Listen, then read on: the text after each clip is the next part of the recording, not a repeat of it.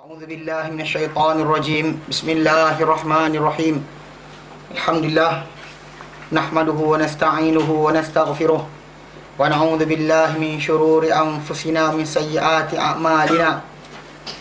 من يهده الله فلا مضل له ومن يضلله فلا هادي له. أشهد أن لا إله إلا الله وأشهد أن محمدا عبده ورسوله. اللهم صل على محمد وعلى آل محمد كما صليت على إبراهيم وعلى آل إبراهيم وبارك على محمد وعلى آل محمد كما باركت على إبراهيم وعلى آل إبراهيم في العالمين إنك حميد مجيد. قال رب اشرح لي صدري ويسر لي أمري واحلل عقدة من لساني يفقهوا قولي. أما بعد. Alhamdulillah, kita bersyukur kepada Allah kita dapat lagi bersama-sama untuk kita meneruskan kelas pengajian kita berkenaan dengan tafsir, dan kita Alhamdulillah dalam juzuk ke-29 dan sedang membincangkan tentang surah Al-Qiyamah. Dan kita pada minggu yang lalu telah ambil surah Al-Qiyamah daripada ayat yang ke 16 sampai 25. Dalam ayat berkenaan Allah Ta'ala permulaan ayat tersebut sampai daripada ayat 16 sampai ayat yang ke 19. Allah terangkan berkenaan adab kepada Rasulullah SAW dan pembelajaran penerimaan wahyu. Allah Ta'ala janji untuk Rasulullah SAW bahawa janganlah cepat-cepat wahyu itu terjaga dan sebagainya. Bahkan Allah Ta'ala akan jagakan untuk baginda dalam penghafalan, pembacaan dan juga penjelasan semula ayat berkenaan. So Nabi SAW tidak ditaklifkan untuk memberat-beratkan diri dalam perkara tersebut. Dan bahkan ini juga, ayat ini juga menjadi hujah untuk bahawa Quran itu terpelihara. Maksudnya bukan Nabi jaga dengan hafalan Nabi sendiri, tapi Allah Ta'ala menjamin hafalan berkenaan akan terjaga. Dan kemudian ayat ke-20 sampai 25 Allah Ta'ala menyebut ataupun mengulang balik kepada manusia, menyebut balik kepada manusia yang terlupa tentang hari akhirat, yang bahkan tidak mahukan meletakkan akhirat sebagai keutamaan. Allah Ta'ala mulakan dengan kalla bal tuhibbunal ajilah. Bahkan janganlah kamu terus sedemikian. Bahkan kamu ni sebenarnya suka atau inginkan al-ajilah yang segera, dunia. Wa tadharul al-akhirah, dan kamu biarkan al-akhirah yang kekal, itu hari akhirat. Dan kemudian Allah terangkan pada hari tentang hari kiamat. Allah menyatakan wujuhun yauma idzin nadhirah ila rabbiha nazirah. Wajah-wajah pada hari berkenaan hari kiamat nanti akan bergembira kepada Tuhannya, dia memandang. Dan kita bincangkan berkenaan melihat Allah Ta'ala di hari akhirat, yang mana Ibnu Katsir datangkan hadis-hadis yang sahih yang banyak untuk meletak pada kita bahawa melihat Allah Ta'ala di akhirat adalah ayan, dengan mata, bukannya dengan mata hati. Dan kemudian Allah terangkan berkenaan wajah-wajah pada berkenaan akan masam ataupun berkerut, yang tahu bahawa dia akan dihukum oleh Allah Subhanahu Wa Ta'ala. Sampai situ kita ambil pada bahagian berkenaan. Baik, hari ini kita akan sambung ayat yang ke-26 sampai 40 insya-Allah, sampai akhir surah Al-Qiyamah. A'udzu billahi minasyaitonir rajim. Kalla idza balagatit taraqi wa qila man raq wa dhanna annahu al-firaq wal taffatis saqu bis-saq ila rabbika yawma idinil masaq fala saddaqa wala salla walakin kadzdzaba wa tawalla thumma dhahaba ila ahlihi yatamatta awla laka fa awla thumma awla laka fa awla ayahsabul insanu an yutraka suda alam yakun nutfatan min maniyyin yumna thumma kana 'alaqatan fa khalaqa fa sawwa faja'ala minhu az-zawjayni adh-dhakara wal untha alaysa dhalika biqadirin 'ala an yuhyiyal mauta. Baik. Yukhbiru ta'ala an halatil ihtidar, memberitahu Allah Ta'ala mengenai keadaan ihtidar, mana kematian, mana keadaan ketika kematian. Ihtidar ni, ihtadara maksud dia orang tu nak mati. Ihtadara fulan maksud dia orang tu hendak mati. Mana Allah Ta'ala memberitahu dalam ayat ini berkenaan keadaan ketika hampir-hampir berlaku kematian. Maksud dia bila manusia ni masih lagi tak ingat, begitu kiamat pun masih lagi tak ni. Allah Ta'ala terangkan yang dekat sikit. Itu kan tunjuk kiamat tak sampai-sampai lagi. Jadi Allah Ta'ala tunjukkan apa? Yang dekat dengan kita, yang kita nampak depan mata kita. Itu apa? Berkenaan kematian, yang menunjukkan bahawa adanya akhirat, bahawa anda tidak kekal di dunia. Kejarlah dunia banyak mana pun, anda akan mati.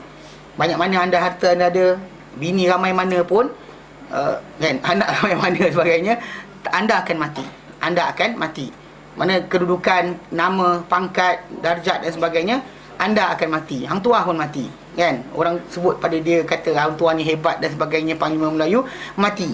Dan tak ada siapa yang tak mati. Jadi Allah Ta'ala berikan kat sini supaya seorang manusia itu dapat gambaran sebenar, dapat fikirkan balik. Kadang-kadang kita kata benda ni kita terlupa, benda depan mata kita, tapi kita terlupa.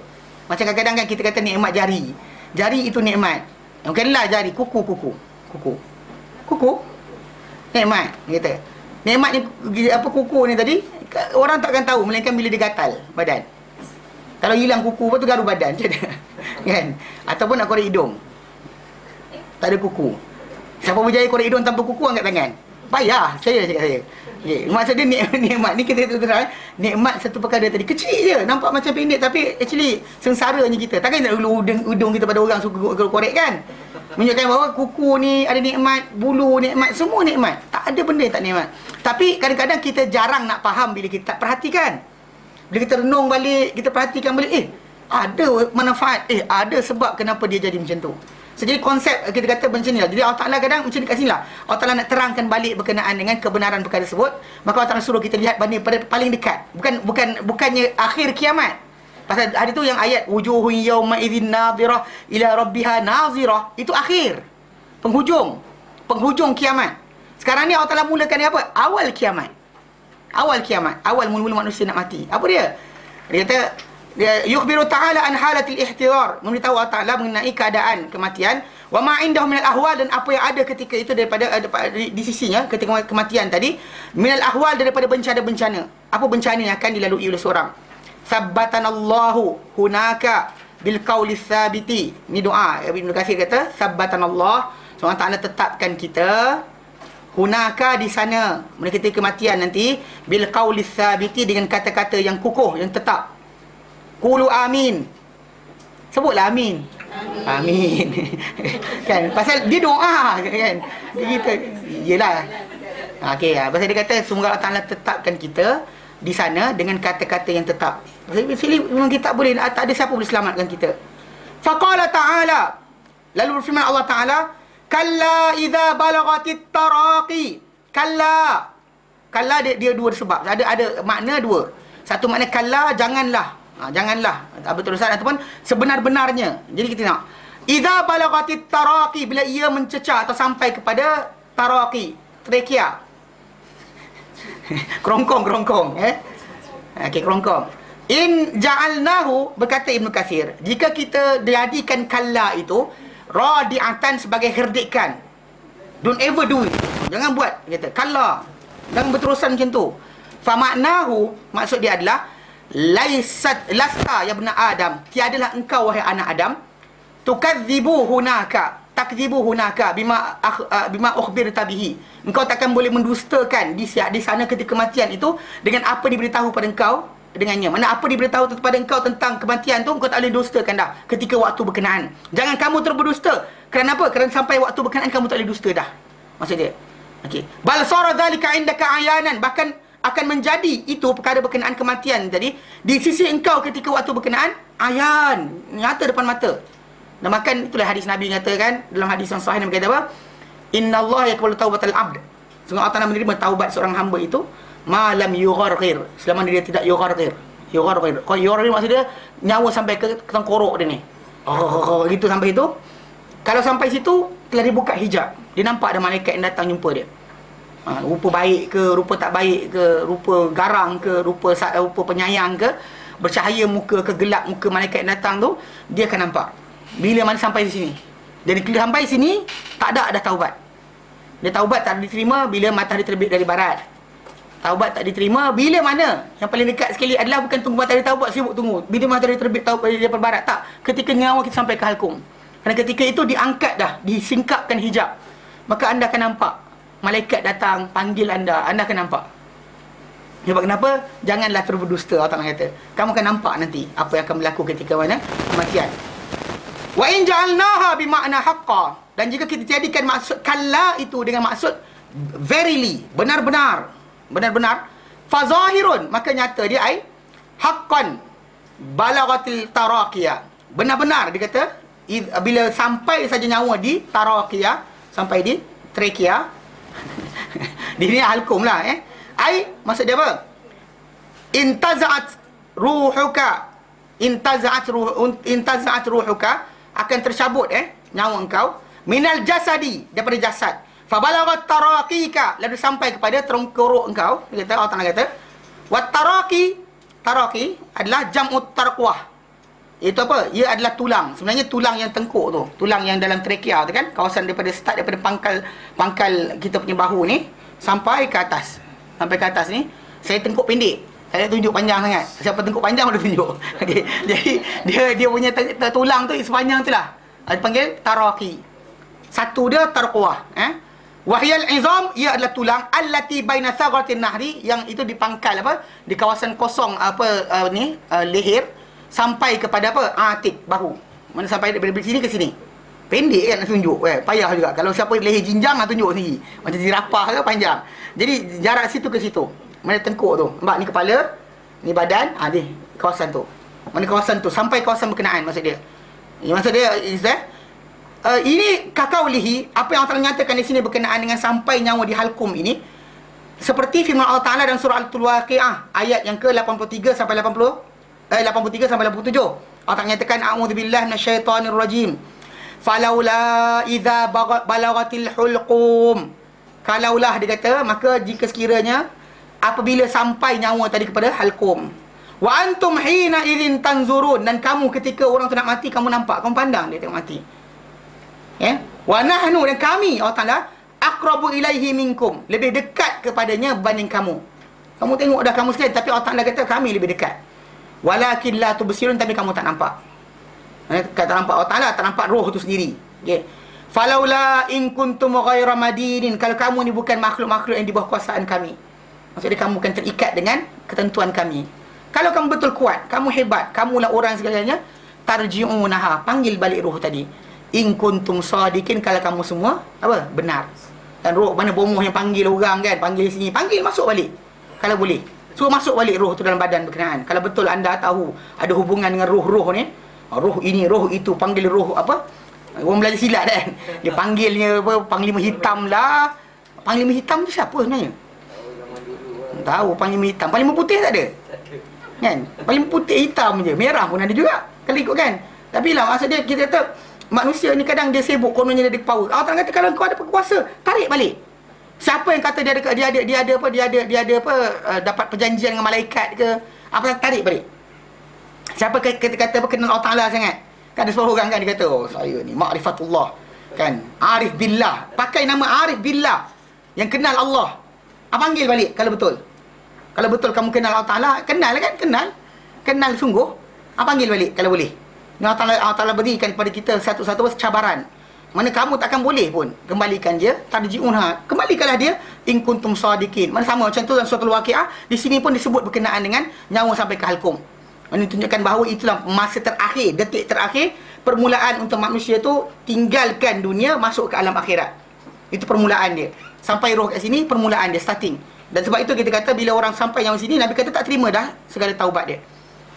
Taubat tak diterima dah lagi. Dia pasti nampak dah segala apa yang akan berlaku.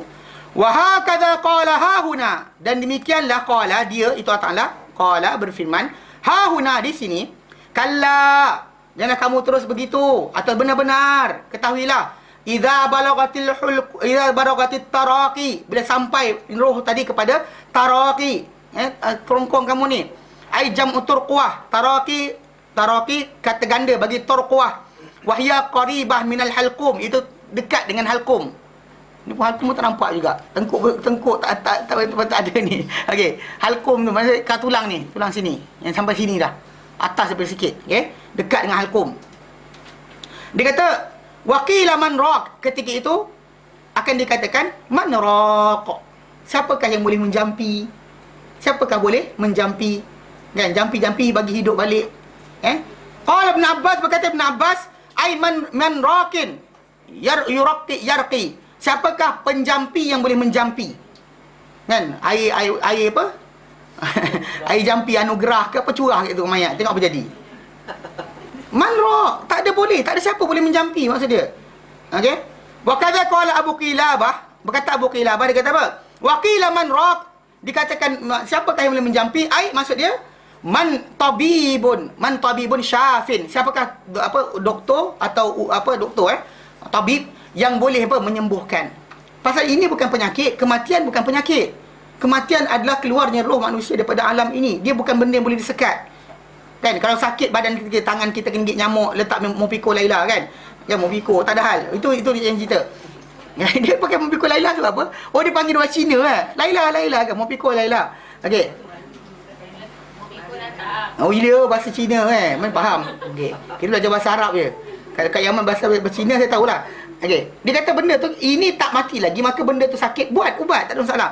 Tapi kematian bukannya penyakit. Kematian bukannya penyakit. Kematian adalah qadar yang kita tak boleh lari. Cepat atau lambat, anda seorang baik ke, anda seorang tak baik ke, anda akan mati. Jangan sangka bahawa saya baik, takkan saya mati. Tak, anda akan mati. Dalam filem tunjuk hero tak mati. Tak, hero boleh mati. Ya.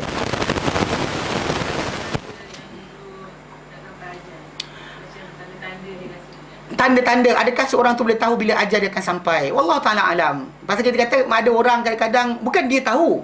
Ada orang tu dia bukan tahu dia mati bila, tapi ditaufikkan Allah Ta'ala. Ni orang keliling nampak macam dia tahu. Bukan dia tahu, dia tak tahu. Tak ada siapa tahu dia mati bila. Bila contoh macam akak kejap lagi ada di negeri mana, tanah mana? Tanah Taman Tun ke Taman Kota Damansara? Akak tak tahu kan? Al-Quran kata dalam surah Luqman ayat terakhir, Allah katakan, "Wa ma tadri nafsum madza taksibu ghadan, wa ma tadri nafsum bi ayyi ardin tamut." Tidak tahu satu nyawa tu di bumi mana dia akan mati.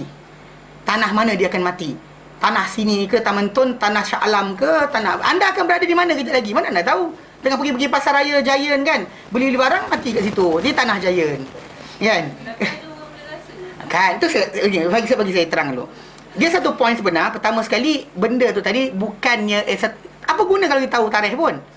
First thing first, ramai orang saya tengok yang kononnya ni kan, belajar nak tahu bila mati. Perangai tak takwa pun. Dan achievement takwa tak sampai pun. Saya tengok macam tu juga perangai. Semayang pun tidak. Kadang-kadang tu. Dia percaya kita belajar ilmu firasat. Goyang sini 20 hari lagi. Goyang sini 3. Apa hal kan? Dia kata daging-daging badan manusia ni petanda. Kalau tahu sekalipun it's nothing for you. Tak beri kesan apa-apa pun. Soalan sekarang, berapa banyak takwa yang kita telah ada untuk jumpa Allah Ta'ala? Macam orang yang bertanya, macam orang yang tanya dengan Rasulullah, mata sa'ah, bila kiamat? Nabi kata, apa yang kau sediakan untuk kiamat? Macam tu yang masalah, bila mati? Tak guna tanya. Worthless kalau kita tanya pun. Kalau kita tahu tarikh kita berapa hari. Ada orang budak-budak kan, musim peksa, tahu dah tarikh tak? Tahu dah tarikh bila? Tahu. Tapi berapa ramai yang belajar sungguh? Angkatnya. Mana ada? Last minute baru sibuk baca buku, silap kan? Last minute besok peksa, malam tu baru sibuk nak baca. Pun ada juga. Betul tak? Maksudnya tak semestinya orang akan buat persediaan kalau tahu pun. Dan itu sebab kenapa, okey. Tapi konsep satu lagi. Kadang-kadang ada orang yang tak nak taufikkan dia. Contoh macam ada orang tu yang dulu saya duduk di Yaman, di Perak dulu. Ada seorang ustaz tu. Dia apa? Dia mandi bersih badan, bini dia siapkan makanan. Lepas tu bila bini tanya, cepat sikit bang. Dia kata kejap lah aku mandi nak jumpa Allah Ta'ala. Dia kata kena mandi bersih-bersih. Dia mandi bersih-bersih. Habis sembahyang dia mati. Macam kalau kita teman-teman tak mandi banyak dah. Ada dia tu. Ada orang yang saya jumpa, dia kata dia ni kan, dia ni imam satu tempat tu. Dia letak jawatan imam. Lepas tu kemudian hari berikutnya dia sini sikit. Dia ni imam, dia beli burung pati lah, dia robohkan sarang pati dia. Anak dia pelik tengok. Dia robohkan, kemudian dia beli burung dalam kandang besar. Burung berbuk terkukur, dia potong benda tu, dia lepaskan. Tak ada benda tinggal kecuali ikan akuarium dia. Tak campak dalam longkang, ikan tak boleh berenang. Kalau sungai tu campak kot. Tapi pentingnya dia burung-burung yang kurang tu lepaskan. Anak-anak dia pelik kan. Pelik, potong ini, potong itu dan sebagainya. Lepas tu dia minta anak. Zaman tu tahun 97. Zaman tu tak banyak sangat orang ada komputer. Nak buat komputer ni payah kan. So dia buat surat untuk dia letak jawatan tu. Dia minta anak dia yang ada komputer typekan. Dekat mana? Uluyam. Lepas tu bila nak pergi tu, anak dia patut pergi ambil surat tu, pergi Mengayau dulu. Ambil surat, pergi Shah Alam, jalan-jalan entah ke mana-mana pergi, balik-balik tak dan bagi serah surat. So jadi hari Jumaat dia kena lagi. Sepatutnya dia nak ni malam Jumaat. Dia nak lepaskan jawatan supaya tak kena berkhutbah dan sebagainya. Anyway, dia kena khutbah juga minggu berkenaan. Khutbah. Kerana tak ni. Jadi jawatan dia letakkan surat, bagi surat pada hari malam Jumaat. Kemudian pagi Jumaat tu dia khutbah. Kemudian Sabtu tu mati. Dan jadi kes ketika khutbah tu dia buat apa? Lepas khutbah kan, lepas malam Jumaat dia bangun. Dia kata apa? Tuan-tuan sekalian, selama ni saya menjadi imam dekat tempat sekian. Semua orang dengar ni. Dia kata, saya minta maaf kalau ada salah silap saya dan sebagainya. Besok dia mati. Orang nampak apa? Orang kata, oh dia tahu dia dah mati tu tak? Orang nampak macam tu. Tak, bukan. Dia tak tahu. Dia tahu. Pasal dia sibuk nak pergi haji, haji dengan isteri dia. Nak bawa isteri baru dia pergi haji. Isteri lama dia meninggal. Isteri baru dia. Dia nak pergi haji. Tak, ini kisah benar. Kisah benar. Kisah benar. Orang saya kenal. Kan? Maksud dia kalau daripada orang yang luar akan nampak apa? Wah, dia tahu nak mati. Tak tahu nak mati. Tapi ditepatkan. Maksud dia, any action dia buat tadi kan, betul untuk menuju kematian. Orang nampak macam-macam dia tahu. Pasal burung-burung tu dia nak robohkan sarang tadi, bukan dia tahu dia nak mati. Tapi orang ingat, macam mana dia tahu? Bukan dia tak tahu pun. Sebab kenapa kena faham satu benda? Mengetahui tarikh mati ni tak penting pun. Yang penting ni adalah Allah Ta'ala taufikkan anda. Hutang terbayar sebelum mati. Orang yang anda buat salah kat dunia ni, anda minta maaf dahulu. Itu paling besar. Kalau ditaufikkan kita untuk benda berkenaan, Allahu Akbar, bersih. Mati kita bersih. Kan? Boleh minta maaf dan sebagainya kan? Oh, serius. Siapa tak nak? Kalau setakat tahu tarikh nak mati, belikan kapan, tak dan. Minta maaf tak dengan orang kita buat salah? Soalan tu kena tanya.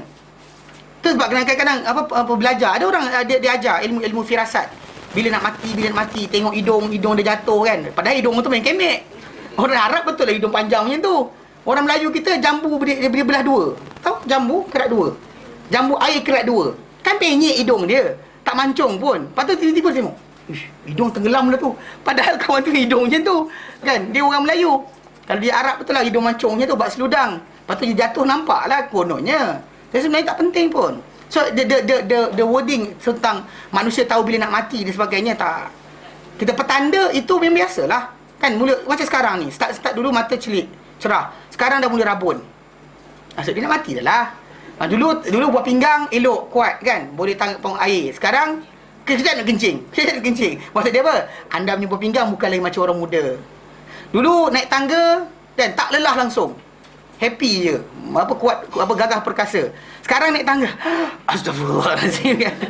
Maksud dia itu petanda-petanda anda dah dekat-dekat nak mati lah tu. Sama je. Kan, mula dah tumbuh uban, mula dah kedut, mula dah sekian. Maksud dia, sel-sel badan anda dah mula berkurangan yang baru. Kan bila ketika lahir kita, budak-budak kecil ni, sel badan dia banyak hidup daripada mati. Kita ada sel mati, sel hidup. Yang banyak yang mati daripada hidup, maka akan beri kesan lah. Kalau ketika mana orang tu makin dia tua, dia dewasa, sel mati lagi banyak daripada sel hidup. Tu yang jadi berkedut. Kemudian mula warna sekian. Dulu tak ada pigmentation, sekarang pigmentation. Apa tumpuk-tumpuk kulit aku kan. Itu tanda nak mati lah tu. Kalau kata tanda nak mati, banyak kak. Cuma masalah tarikh bila dan sebagainya. Quran kata, wa ma tadri nafsum bi ayyi ardin tamut. Tidak tahu satu nyawa tu di bumi mana dia akan mati. Yang orang paling tahu daripada dia nak mati banduan. Confirm tahu tarikh. Kan? Anda akan dihukum bunuh, digantung sampai mati pada tarikh sekian. Diorang tu paling tu lebih tinggi daripada wali-wali yang mengaku wali kan. Diorang lagi hebat. Aku akan mati tarikh sekian, insya-Allah. Kan betul tak? Itu pun kalau dah kan.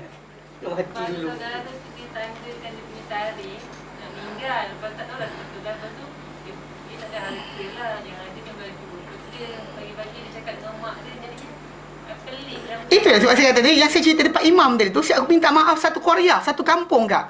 Yang itu bagi baju je, keluarga dia je tahu. Ni satu tempat tu. Orang datang sembahyang Jumaat, semua yang pernah sembahyang dengan dia, semua dia minta maaf pada orang. Mana lagi hebat? Hebat lagi Pak Imam tadi. Tapi tak ada kita tu, Pak Imam tadi mengetahui kematian dia, bla bla bla. Ngarut je, tak ada. Jadi pasal kita nampak action tadi, maksud dia apa? Allah tepatkan dia. Macam ada masa kan, akak rasa macam aku tak nak minta maaf dengan orang ni. Tapi ada masa macam, kenapa aku buat perangai macam ni? Minta maaf lah. Itu taufik Allah Ta'ala. Itu adalah pandu kita. Allah Ta'ala lembutkan hati kita. Kena faham betul-betul. Ini panggil taufik. Ditepatkan orang itu pada masa bila dia bercakap, pada masa mana dia bergerak, betul waktunya. Itu yang maksud taufik. So Allah Ta'ala taufikkan kita sebelum kematian kita dapat buat benda-benda yang baik. Dan minta maaf pada orang yang kita buat salah, berdamai dengan musuh-musuh kita. Kita musuh dengan orang, kita berdamai kan. Kan pada jiran kita kan dulu, dia bunuhnya pokok kelapa kita. Kita berdamai dengan dia kan, bagi hadiah. Contoh sebagainya lah. Kita relatekan diri macam tu. Secara asas di situlah akan datangnya taufik. Orang tengok macam dia tahu nak mati bila. Tak, kan tahu mati bila. Dan tak penting tahu mati bila. Faham? Tak penting tahu pun. Pasal benda tu kalau anda kata banyak, saya jumpa satu kumpulan dekat Terengganu. Dia cerita apa? Ni kumpulan ni tak semayang ni. Memang tak semayang. Dia rasa dia mengaji ilmu hakikat, kan? Kemudian tahu dia kata apa? Dulu kawan kita tu, dia tahu bila nak mati, tak semayang pun. Sepandang muka, dia kata orang ni gila. Kan? Ini memang sewek lah. Seriously. Kan? Apa guna tahu mati kalau anda kata tidak tepat untuk dapat cinta Allah Ta'ala. Bahkan langgar perintah Allah Ta'ala lagi. Nothing to do. Pasal macam tu juga kita kata, orang Buddha pun ada buat macam tu. Kan di Buddhism kan bila Sami tadi macam tu sekian, dia start nak cari pembantu baru.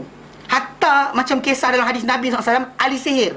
Ingat tak kisah ahli sihir, budak raja? Yang kisah tu kan? Kan ahli sihir tu kan rasa nak mati. Tu dia kata dengan raja, tuanku, hamba rasa hamba mana nak mati dah. Cuba cari seorang budak untuk hamba ajarkan sihir. Betul tak? Maksud dia ahli sihir tu betul ke? Tak pun. Tapi dia rasa nak mati. Yalah. Biasalah manusia rasa nak mati. Kan makin lemah badan makin rasa nak mati. Faham Okey. Tak penting. Jangan cari nak mati. Mana maksud dia bila sampai pada waktu berkenaan, mati ini bukannya penyakit. Bahkan bila dah berlaku, tak ada siapa boleh tarik balik. Okey. Waqila man raq. Mana waktu tu siapa yang boleh untuk menjampi? Orang tu mungkin siapa boleh jampi? Tapi tak ada siapa boleh berjampi. Wa kadza qala Qatadah wa Dhahak wa Ibn Zaid. Demikian dikatakan oleh Qatadah, Dhahak dan Ibn Zaid itu, siapakah doktor atau tabib yang boleh menyembuhkan? Tak ada siapa. Nampak orang yang rokok dekat ibu tu, lepas tu pergi hospital, dia masuk tiup, dia balik rumah. Nasihat, boleh cabut tiup, dia balik rumah. Dia dua satu benda. Ada orang yang bukan nak mati. Sebab khok tu sebab dia kahak. Dia macam ni lah, paru-paru berair dan sebagainya. Dan itu bukan dia. Dia orang yang nyawa tak sampai halkum tu bukan khok sebab dia kena ada. Tak, lain. Macam kerbau kena sembelih tak? Gitu. Bunyi dia. Bukannya bunyi gitu. Pasal khok gitu, kadang makan kacang sumbat pun macam khok gitu juga. Tak, kan lain. Macam bunyi kerbau kena sembelih. Akak dengan kerbau sembelih kan? Gitu, dia bunyi dalam. Sampai situ. Bukan bunyi gitu. Pasal kalau orang pneumonia kan, paru-paru berair, iyalah, itu bukan nyawa sampai ke halkum lagi. Itu macam orang dada senak, kena tumbuk perut, Allah kan. Macam tu juga, sama je. Faham tak? Dia bukan macam tu. Yang tu bukan sampai nyawa lagi. Faham tak? Bahkan orang tu kadang-kadang pneumonia ni balik-balik sengih lagi. Dia tak sampai nyawa kat situ lagi pun. Balik-balik tu jahanam, perangai tak senonoh. Ada bersepah. Dia kalau dia kata orang tu nampak lah benda berkenaan, pasti dia akan bertaubat. Percayalah je kat saya. Kan dia nampak macam malaikat tu datang nak segah dia, memang dia akan bertaubat. Tapi dengan sebab itu Allah jadikan siapa-siapa sampai di situ keadaan dia tidak diterimanya sekarang taubat dia. Sebab dah dia keluar dari Dewan Peksa, tahu? Kita Dewan Peksa sekarang ni, seorang keluar kan, nak masuk balik. Dah tahu jawapan baru, tak boleh masuk dah. Faham? Dah terbuka begitu. Salah. Cik, saya nak ambil Peksa sekali lagi. Tak. There's no such thing. Itu kena ingat. Ujian dunia ni, anda gagal apa saja. Kan ambil SPM tak lulus, ambil lagi, tak ada hal. SRP tak lulus, ambil lagi. Kan saya cerita dulu kan, ada orang saya kenal 7 kali dia ambil SRP sampai lulus. Sampai kawan-kawan dia kata kan, bila dia ambil diploma kan, kawan-kawan dia kata, aku sangka kau bangang gila, kau takkan lepas sebenarnya. Kawan-kawan dia cakap itu. Dia ambil kelas malam dan sebagainya. Boleh belajar, ambil STP, ambil sekian. Maksud dia orang tu masih lagi boleh ni, tak lulus ambil periksa driving, ambil lagi sampai lulus, tak ada hal. Dalam Islam tak ada siapa sekat. Tapi apa, bila mati sampai ujian tu hujung kat sini, nampak ada apa berlaku, nampak ada malaikat datang, tak ada, dah patah balik. Period tu berapa lama? Period tu sekejap je. Bagi mata kasar kita kan sekejap. Tapi bagi dia adalah mungkin dia rasa minggu-minggu, berhari-hari. Dia rasa lama. Pasal alam roh dengan alam fizikal tak sama. Akak mungkin tidur 5 minit tapi rasa macam dah ada berjam-jam tidur. Maghrib dah ke? Ni maghrib semalam ke maghrib hari ni? Kan terjaga kan? Dia tidur. Ni pagi bila ni? Petang ni maghrib bila? Maghrib mana ni? Kan? Ada tak? Padahal tidur 5 minit je. Ada kala tu tidur 8 jam. Ataupun 12 jam. Tapi rasa baru 5 minit. Pun ada juga. Pasal alam roh bukan sama macam alam biasa. Macam ustaz lah kadang. Dia rasa macam dan lagi kot kelas. Tidur balik. Tidur astagfirullah aja dah setengah jam. Dia rasa kejap mata kejap je. Setengah jam masa berlalu. Tu yang datang lewat tu. Ada lewat ngajar. Tu anak murid pun macam besar ustaz yang lewat je.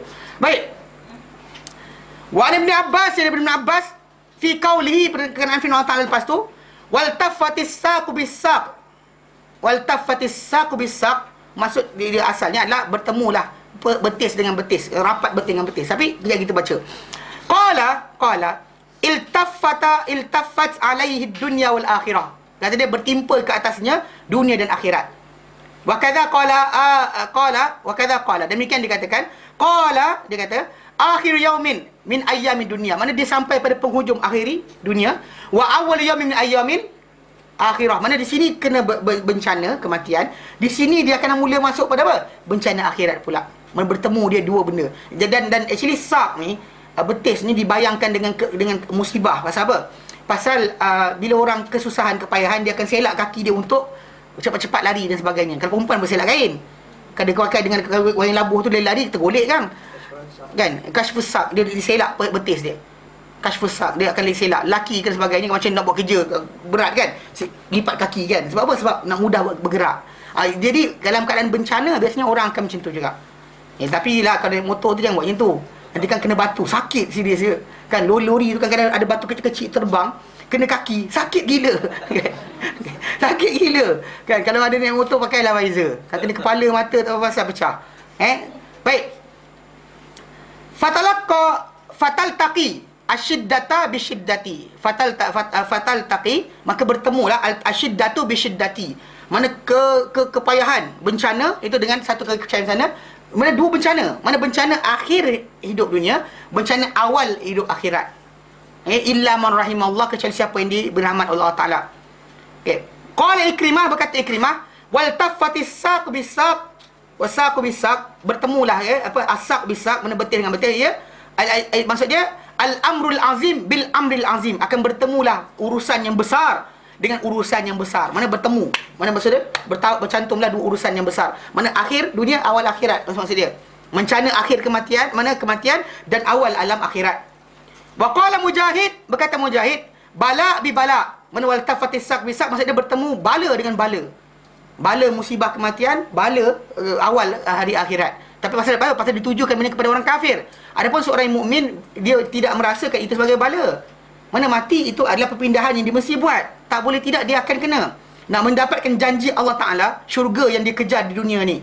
Dia solat 12 rakaat sehari semalam. Dia puasa pada siang hari, puasa selang sehari dan sebagainya. Dia banyak baca Quran dengan mengharapkan pahala Allah Ta'ala. Pahala itu dia hanya boleh dapat lepas mati. So dia akan rasakan perpindahan alam tadi, benda kemestian yang tak boleh lari. Dia redha dengan benda tersebut. Yelah, kita kata takut mati tu, siapa tak takut? Tapi namun begitu, anda dah tahu tak boleh lari, anda diam je lah. Kan? Kita tak boleh lari. Pasal benda tu kan bawah kuasa kita. Tak ada benda yang boleh kita menyebabkan kita buat benda ni takkan mati. Tak ada. Tapi ada orang dia sibuk cari ilmu tak usah mati. Macam-macam ilmu ada tak usah mati. Tahu ilmu tak usah mati? Dia kalau dia kata orang ajar ilmu tak usah mati, jangan belajar. Jangan belajar ilmu. Kalau dia kata ilmu kebal ke pun jangan belajar. Kecuali kalau dia kata ni kebal akhirat. Tahu? Kena kalau awak ambil ilmu dengan saya ni kebal, malaikat lepuk pun tak sakit. Cari ilmu kebal api neraka. Kalau ada orang ajar kebal api neraka dan belajar. Kalau tak kebal api neraka, tak payah belajar. Mubazir. Kan? Bukan anda ni tukang besi pun. Bukan tiap-tiap hari main api. Betul? Pergi belajar ambil ilmu macam tu apa? Terbang. Bukan pergi kerja, pergi office terbang, nanti orang berkata gila kau. Kan? Kau datang naik apa? Aku terbang. Kan? Kalau pintu Doraemon tak apa lagi. Terbang tiap hari. Langgar ni, kena langgar orang kat atas tu. Kalau main kapal kontrol langgar kita. So kita terbang nak pergi kerja. Tak masalah. So jangan cari ilmu benda berkenaan di dunia, cari untuk akhirat. Tapi tak ada orang ajar kita kebal akhirat kan. Tapi sebenarnya syariat Islam ini bila anda melaksanakan, semua sekali keselamatan akhirat. Keselamatan akhirat Jadi maksud dia bala dengan bala. Berkata Mujahid, bala dengan bala. Mana maksud dia? Bertemu bala dengan bala. Bala kematian dengan bala hari akhirat. Dua kali ganda maksud dia atas orang berkenaan. Wa qala Hasan al-Basri, berkata Hasan al-Basri, huma saqan. Yang dimaksudkan dalam ayat ini adalah dua betis. Idzal tafata, bila kedua-duanya bercantum, bertaut. Wa fi riwayatin anhu, dan satu riwayat daripada Hasan al-Basri, matat rijlahu, akan matilah dua kaki dia. Tak boleh gerak dah. Kita kan kaki tak boleh berjalan, tak boleh dah. Bila kita nak lari daripada bencana, kaki kita akan selamatkan kita. Tangan kita tak boleh lari dah, tak boleh gunakan untuk ni, menyesut payah. Yang paling cepat menyelamatkan kita dari bencana adalah kaki kita. Tapi pada waktu berkenaan apa? Kaki itu akan mati. Matat rijlahu, mati dua kakinya. Falam tahmilahu, maka kaki dia tak boleh membawa dia dah. Wa qad kana, sedangkan dahulu alaihima jawala, di atas dua kaki dia lah dia apa? Merayau-rayau.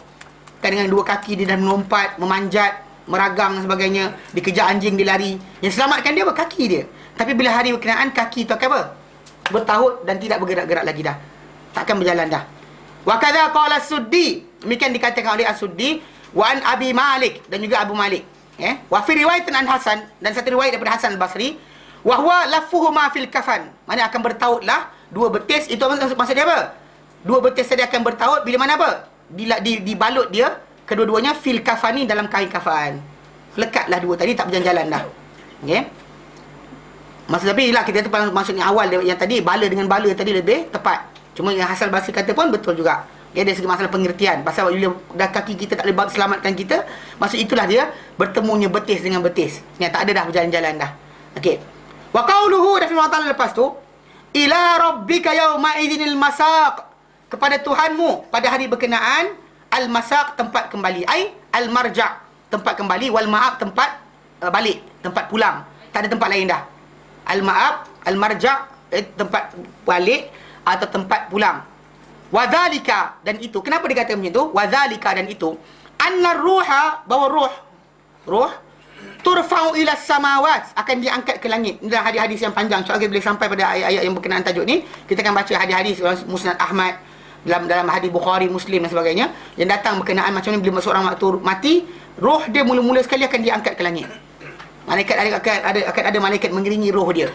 Dan bahkan bila dinaik ke langit dalam perjalanan berkenaan, dalam buku Tazkirah Kematian tu ada kami kumpulkan dulu, yang kita ambil daripada apa, buku apa, Dr. Umar Sulaiman Ashkar. Dia dikumpulkan dari dalil berkenaan dengan apa jadi sequence lepas orang tu mati. Mana pertama orang tu dah roh dia dikeluarkan oleh malaikat maut, maka akan disambut roh dia oleh malaikat azab atau malaikat rahmat. Dan kalau dia kata malaikat rahmat yang membawa roh dia, maka dibalut dia dengan kain kapan yang bersih dan sebagainya, dengan wangian, dibawa naik ke langit. Bila sampai dan perjalanan ke langit, semua malaikat-malaikat akan menegur, apakah jiwa yang wangi ini, jiwa yang bagus ini. Maka diorang kata si fulan bin si fulan, si fulan bin si fulan. Diorang terus naik ke atas. Dia naik ke atas. Dan juga macam tu, kalau dia kata sekiranya orang tu buruk dan tak elok perangai dia, maka malaikat menyambut dan malaikat azab. Bila dibawa ke atas, busuk bau dia. Maka malaikat-malaikat yang di langit akan berkata, apakah jiwa yang kotor ini, yang busuk ini? Diorang kata si fulan bin si fulan, si fulan bin si fulan. Diterangkan nama orang berkenaan. Ini sampai naik ke atas. Fayaqulullahu azza wa jalla, lalu akan berkata Allah azza wa jalla, ruddu abdi ilal ardi, kembalikan hamba-Ku ke bumi. Ini sambungan hadis tu. Kalau kata kita baca nanti, sampai kita baca insya-Allah bila sampai tempat dia nanti. Hadis panjang. Ruddu abdi ilal ard, kembalikan hamba-Ku ke bumi, ke tanah. Fa inni, kerana sungguhnya aku, minha khalaqtuhum, daripadanya, dari bertanah itu, khalaqtuhum, aku jadikan mereka.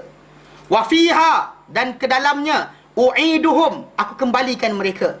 Wa minha, dan daripadanya, ukhrijuhum taratan ukhra, aku akan keluarkan mereka sekali lagi.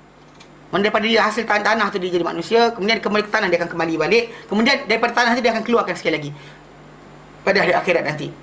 Kama warada fi hadis al-Bara' at-tawil, sebagaimana datang dalam hadis al-Bara' bin Azib, yang panjang, hadis panjang kan. Nanti kita tak bincang kat sini, kita bincang kemudian.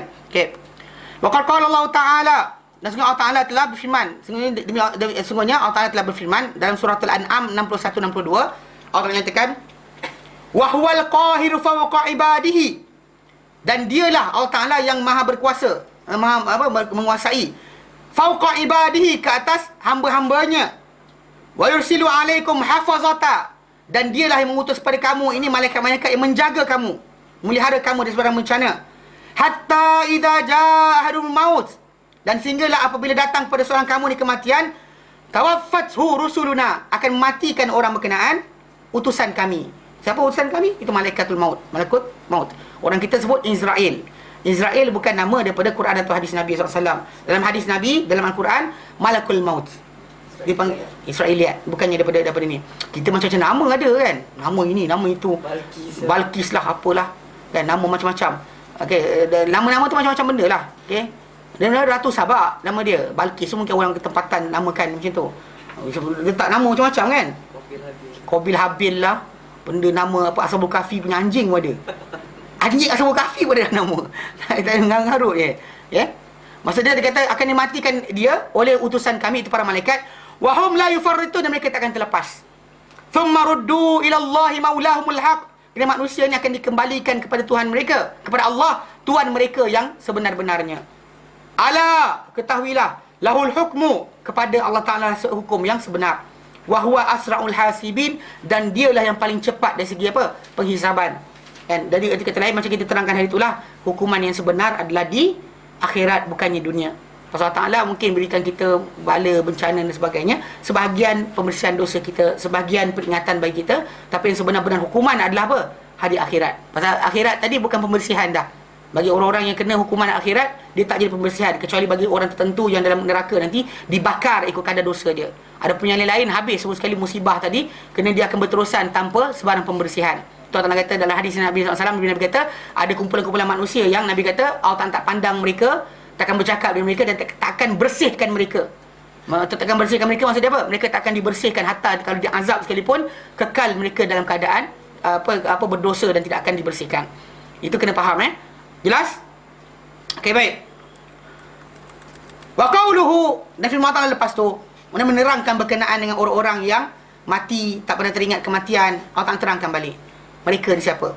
Fala saddaqa wala salla. Maka tidaklah orang ni yang mati nanti dahulunya apa? Saddaqa wala salla. Tidaklah dia apa? Percaya. Itu dengan apa yang datangkan, tak beriman pun dia. Wala salla, dan tak solat pun dia. Walakin, tapi dia apa? Kadzaba, mendustakan, tak percaya, wa tawalla, dan dia berpaling. Hadza ikhbarun 'anil kafir. Ini adalah pemberitahuan Allah Taala tentang seorang kafir. Allazi kana fid daril dunya, yang dahulu di dunia, di negeri dunia dahulu, mukadziban lil haqqi biqalbihi, yang mendustakan terhadap kebenaran dengan hatinya. Mutawalliyan 'anil amal biqalibihi, yang berpaling daripada beramal dengan apa? Dengan seluruh badannya. Mana dalam dia tak iman, luar badan dia pun tak tunduk. Sadaqah dengan hati, tasdik dengan hati, salat dengan tubuh badan. Tu Allah Ta'ala berikan gambaran. Mana maksud dia, orang ni tak buat benda dalam hati dia, tak ada takut, dan luaran dia pun tidak ada sebarang amal. Fala khaira fihi batinan wala zahira. Maka tiada kebaikan padanya, baik dalaman maupun luaran. Dalam dia tak bersih, tak elok, luar pun tak elok juga. Walihadza, dan kerana ini, qala, Allah Ta'ala berfirman, fala saddaqa wala salla. Tidaklah dia ni dahulu yang mati ni saddaqa, percaya, wala salla, dan dia tak salat. Walakin, tetapi dia kadzaba, mendustakan, wa tawalla, dia berpaling. Thumma dhahaba ila ahlihi yatamatta. Kemudian dia pergi kepada ahli keluarga dia dalam keadaan gembira, happy.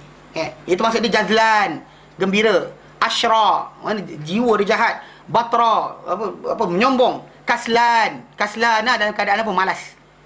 Maksud dia apa? La himmata lahu wala amal. Tiada sebarang himmah, kerunsingan baginya, dan tidak ada juga itu amal.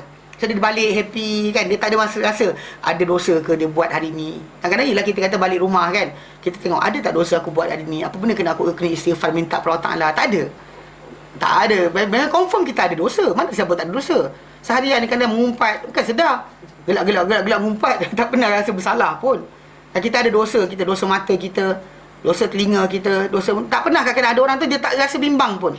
Jadi Allah Ta'ala kata orang kafir ni kita tak, la himmata lahu, tak ada kerunsingan baginya, wala amala, tak ada amal baginya.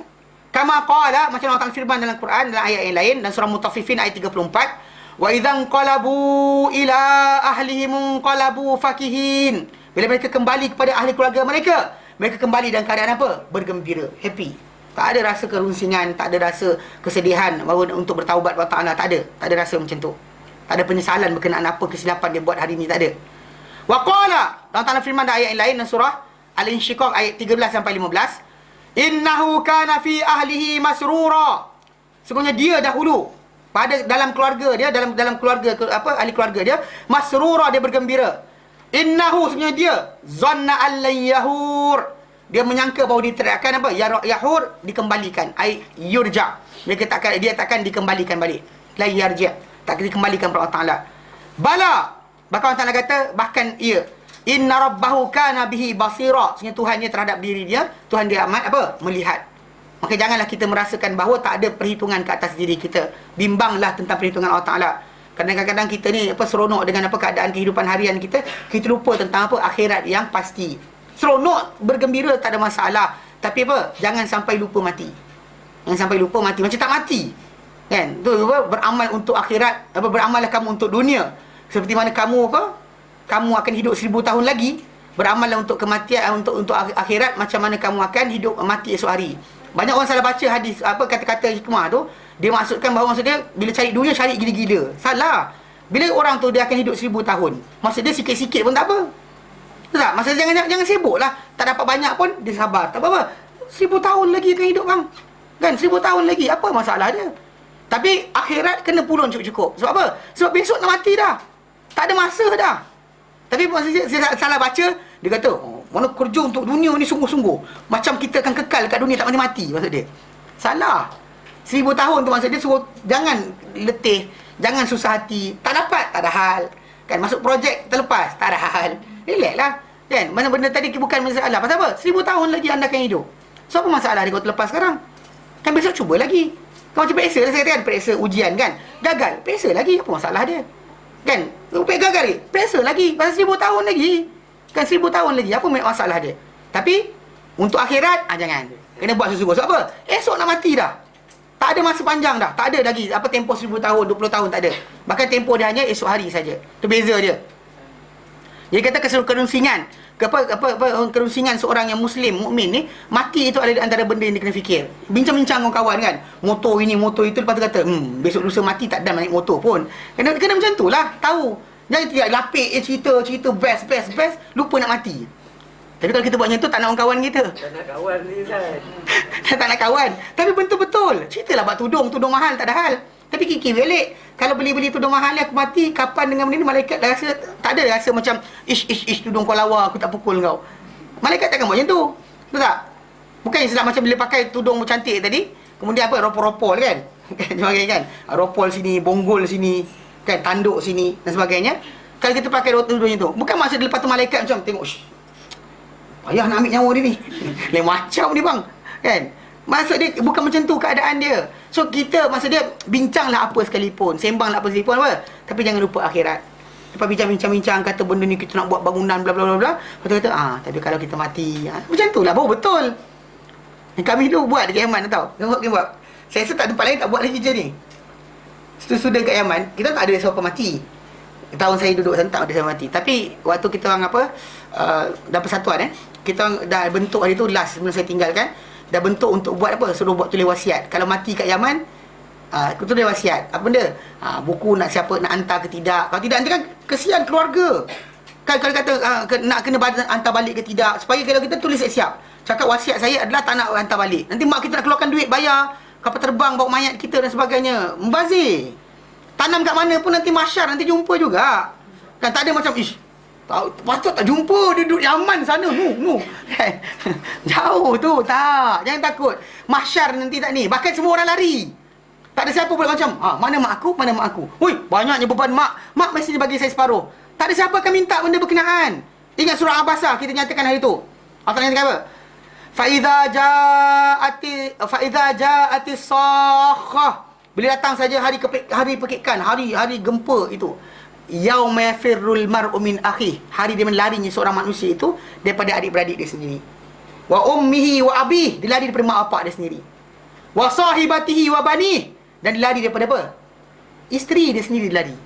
Dan juga anak-anak dia, nampak anak dia tadi macam, my son, I love you so much. Come. Give me half your dosa. Tak ada larinya. Ni kena sibuk. Jadi kita orang kata apa? Suruh buat apa? Supaya budak-budak ni tulis wasiat. Kalau mati, kitab nak buat apa? Barang-barang harta tu nak buat apa? Dia suruh kami jual ke, agih-agihkan ke, apa nak buat? Nak hantar balik Malaysia ke, bagi tahu. So that kalau dia kata urusan tu kena buat, dan kita boleh fikir macam mana. Jika tidak dia mati-mati, kita tak nak buat apa.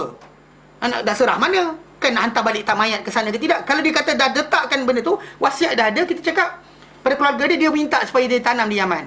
Saya tak nak susahkan keluarga dia. Dan harta-harta dia ni kalau keluarga dia nak, boleh dihantarkan. Tapi kena bagi duit dan sebagainya lah. Kita akan uruskan. Cakap yang tu. Lepas tu dia cerita-cerita dengan budak-budak Indonesia. Student Indonesia ada sekali kan. Kita kata jom, kita kita buat ni sekarang tengah bentuk apa? Buat wasiat pasal takut mati kat Yaman. Lepas tu dia kata, bagus je korang, dia kata. Dia cakap berbunyi Indonesia lah. Tinggi je tazkiyah, dia kata. Kan? Memang lah, tapi masalahnya biar berapa ramai orang ingat. Ketika time belajar dia ingat dia boleh balik-balik. Berapa ramai? Orang posting pergi Sabah bekerja, orang pergi posting ke Jepun ke bekerja, belajar. Pernah ingat nak mati tak soalan? Mana ada kita rasa macam I will work for 5 years and after that I will return to my country bla bla bla bla. Dia lupa tak mati ke soalan? Apa tak mati Kan kena ingatlah bahawa mati itu pasti sebenarnya. Anything kita buat harian kita apa nak tak suka orang, kita nak marah orang ke, fikir kita akan mati. So tanya diri kita masing-masing. Kan apa kita dah siapkan? Tu je saya tajuk sebenar. Tu Allah Ta'ala letak kat sini apa? Dah bagi ingat tentang kiamat tak nak faham. Ni mati ni paling dekat. The nearest to you. Yang paling hampir dengan kita. Tak tahu bila, besok ke, lusa ke dan sebagainya. Kita kat sini ada student-student kita yang macam ni. Kamera yang kita pakai ni kan. Kakak yang bagi kamera ni meninggal dah. Ni kamera kita pakai ni. Tak ada dah. Yang dia kena apa infection dalam paru-paru dia, meninggal. Dia beli. Waktu dia beli benda ni mula kita buat kelas malam. Dia tiba-tiba kena posting dengan suami dia ke Hong Kong. Jadi malam-malam dia tengok ikut benda ni, tahu tak? Tapi lepas tu dia balik Malaysia dan sebagainya, kesihatan dia makin menurun, meninggal. Ikut bayar akak-akak depan saya lah. Siapa rasa diri dia akak-akak, kakak tu bayar akak-akak. Faham? Nak meninggal. Carilah cakap saya. Jadi kalau dia kata orang tu bersiap sedia dan sebagainya, semua Allah Ta'ala berikan dia pahala yang besar. Kita pakai benda ni dan dia berguna untuk orang yang datang belajar. Yang pentingnya kita kata secara asasnya, apa kita buat persiapan. Boleh kita bincang nak beli ni, raya dekat ni, Ramadan nak beli apa, fikir dulu mati nanti nak buat apa. Fikir macam tu, bincang, lepas tu hujung sekali, kalau mati macam mana kadang saya buat kerja dengan kawan kan, dia bincang, motor baru nak keluar ni kan, benda disebut lah, seorang ni kata macam ni, seorang ni kata macam tu, ustaz kena tukar motor dia macam tu. Tapi kalau saya kata apa, kalau mati-mati dia tak ada tukar motor, saya kata kan, duit tu kumpul-kumpul hilang macam tu je, saya kata. Ini ingat juga. Dia bincang-bincang motor, lupa dia nak mati. Mati pasti, motor tak payah ada pun tak apa. Kan? Faham kena faham macam tu. Maksud dia mati ni pasti. Jaga-jaga diri kita. Pasal benda tu paling dekat dengan kita. Jadi, masa dia kata kat situ, dia kata, Thumma dhahaba ila ahli, qala Dhahak, berkata Dhahak, Ibn Abbas, Thumma dhahaba ila ahli yatamatta. Kemudian dia pergi pada ahli dia, yatamatta. Ai yakhtal, dalam keadaan apa? Menyombong. Tak ada rasa apa. Kata everything is there. Rumah aku ada, kan, autogate ada, alarm sistem, bla bla bla, kan, cermin ini, TV LCD besar, semua dah ada. So I'm happy now. Kan sometimes people fikir macam tu, orang fikir macam tu. Dia rasa cukup dah. Okay, dah rasa nikmat dunia semua sekali. Dia lupa ke sebenarnya kematian tu yang Allah akan tanya balik nanti. Kau buat apa? Kan, tak pernah fikir nak mati ke? Dia punya kerusingan harian dia macam tu. Runsing, ni tak buat lagi ni, pindah rumah baru, dan macam-macam benda nak hias. Rumah syurga tak pernah siap. Faham tak? Kadang-kadang orang tu sibuk rumah dunia. Betul, memang saya tak nafikan. Bila pindah rumah dunia ni, macam-macam benda. Kalau perempuan apa, kabinet dapur tu warna apa, top kan, table kan, dapur top tu nak marble ke, nak apa benda lah, solid surface lah, nak granite ke dan sebagainya, warna apa, color apa tu, tanya harga murah ke tidak. Kan, sometimes actually kita buat benda berkenaan. Masuk aircon, kata aircon rumah kita langsir color apa, dalam dinding nak cat apa, Jotun ke, ICI Dulux ke, apa benda kan. Seriously, kadang-kadang orang tu akan habiskan 20,000 kan untuk masuk rumah. Tapi kadang-kadang tanya soalan, kan rumah kita syurga dah siap ke belum? Kan, Nabi kata dalam hadis yang sahih, Nabi kata barang siapa solat 12 rakaat sehari semalam akan dibina untuk di rumah di syurga. Soalan dah siap ke belum? Rumah dunia ni kita sengguk dah. So macam habislah kan. Macam anak kita sayang. Kita nak dia binasa. Soalan kita tak ni kat dunia. Soalan kat akhirat pun kita siapkan dah belum? Ni kadang-kadang ada dapat anak kecil kan, comel sikit anak dia. Anak saya ni akan saya ajar menari. Dia kata nak ajar masuk kelas tarian. Dia kata kenapa nak ajar macam tu? Dia kata nak kekalkan budaya Melayu. Saya kata hantar anak kau bersilat tak apa juga. Dia jantan. Menari besar. Ya, tapi nanti kalau budaya Melayu, saya kata macam ni lah, anak kau ni, last kali dia kan, saya kata macam ni, anak kau ni aset untuk kau ke syurga. Anak kau ni adalah aset untuk kau ke syurga. Kalau kau pandai didik dia, kau ajar dia betul, kau mati nanti pahala dah akan dapat. Tapi kalau kau bangang, dia kata dengan dia, kau salah letak, kan, anak kau tidak akan menjadi aset yang terbaik untuk kau masuk syurga. Kalau itu baguslah kan. Anak aku aset ke syurga. Mana anak kau tengah menari kan. Peluk perempuan macam ni dan sebagainya. Gila apa? Tak faham ke kan? Pasal kematian tu pasti. Anybody yang nak buat persiapan. Dunia tu bagus kan. Untuk tahun baru lah. Kan ni Ramadan tak boleh kan. Nak buat apa? Nak buat apa sebenarnya? Kan Rejab ni masuk. Tak ada puasa khas. Nak puasa juga. Pandai-pandai. Tapi anyway nak kena faham betul-betul. Tajuk dia sekarang ni, apa persiapan anda kan untuk mati? Siap untuk ni kan, raya ni nak raya mana? Raya kampung bini ke kampung kita? Sibuk benda tu. Mati tak fikir ke? Fikir juga mati tu. Sehari sekali ke, sehari 2 kali ke. Lepas bincang benda happy-happy sangat tengok cerita Korea. Tak fikir ke anda nak mati? Kan? Korea tu tak akan selamatkan anda. Tadi malaikat tanya, Korea apa yang kau tengok? Siapa pelakon terkenal yang kau tahu? Malaikat tak tanya pun. Dan tak penting benda berkenaan. Jadi kita kata kadang-kadang manusia ni, kematian itu adalah benda yang dilupakan. Sedangkan Allah Ta'ala kata, kematian itu hampir kepada kamu. Dekat sangat. Kenapa kamu tak terfikir? Jadi Allah Ta'ala kata itu, waqala Qatadah, berkata Qatadah, wa Zaid bin Aslam, dan Zaid bin Aslam dia kata, yatabakhtar, menunjuk-nunjuk, menyombong-nyombong, dia kata. Qala Allah Ta'ala, berkata Allah Ta'ala, aula laka fa aula, itulah lebih baik untuk engkau. Dan juga apa? Lebih baik. Mana kau buat macam tu? Bagus. Thumma aula laka fa aula, kemudian lebih baik untuk engkau, lebih baik, bagus. Better for you and better for you. Tapi maksud dia sekarang ni kata-kata ini bukan kata-kata apa? Pujian. Wa hadha tahdidun wa wa'id. Ini adalah ugutan dan janji buruk. Akid yang pasti. Minallahi ta'ala, daripada Allah Ta'ala, lil kafir bihi, terhadap orang yang kufur terhadapnya. Al-mutabakhtir fi masyi, yang berlagak dalam perjalanannya. Dia berjalan, dia berlagak. Allah Ta'ala janjikan, Allah Ta'ala kata apa? Bagus, buat lagi. Lupa. Bagus. Itu yang terbaik untuk engkau. Itu, that's the best for you. Elok, itu yang paling elok untuk engkau.